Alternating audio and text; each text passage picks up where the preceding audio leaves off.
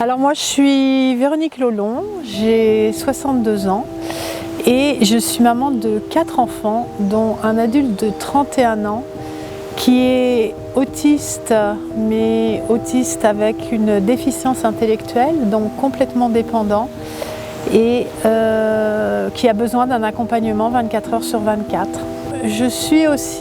J'étais professionnelle de l'accompagnement. Et dans ma carrière professionnelle avant 2018 où j'ai dû prendre ma retraite parce que je n'avais plus de solution pour s'occuper de mon fils, j'ai accompagné à peu près tous les publics, de gens fragilisés par la vie et qui ne pouvaient pas trouver de solution et être accompagnés comme il se devait en tant qu'être humain. Et j'ai décidé de monter donc un habitat inclusif pour 5 personnes en situation de handicap et qui n'ont pas de solution et qui ont envie de vivre une vie qui leur fait envie.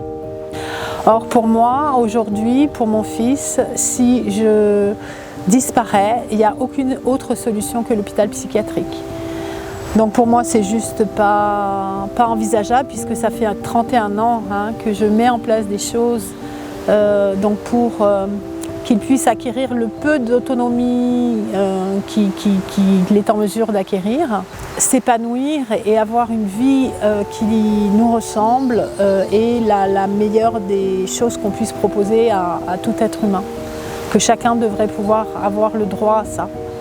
Finalement, mon projet professionnel, tout ce que j'ai fait en termes d'expérience professionnelle m'a amené à me dire que finalement je pouvais aussi œuvrer pour répondre à une situation plus personnelle.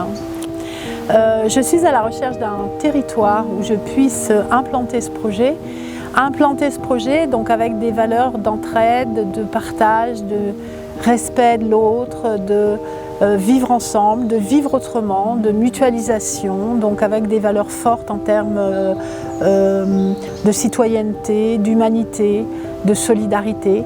Et pourquoi pas intégrer aussi donc à ce projet d'habitat inclusif un habitat participatif.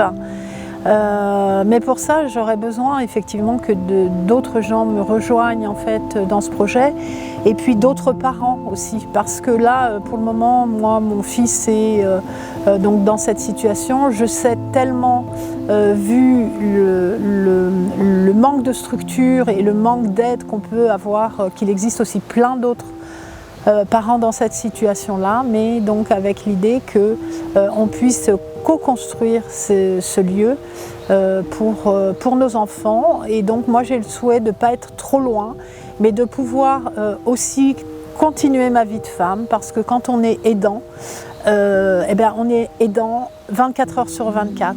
Et du coup, c'est vrai que forcément on passe après. Forcément, c'est épuisant. Forcément, il y a plein de choses qu'on ne peut plus faire, qu'on ne peut pas faire, où on aurait besoin de soutien, ce qui n'est pas le cas bien souvent. Et de se mettre à plusieurs, d'avoir du soutien, de pouvoir co-créer avec d'autres, permettrait finalement que la vie soit plus légère, où le bien-être de chacun serait respecté, où chacun puisse vivre le plus paisiblement sa vie. Donc bienvenue à la Maison des Couleurs.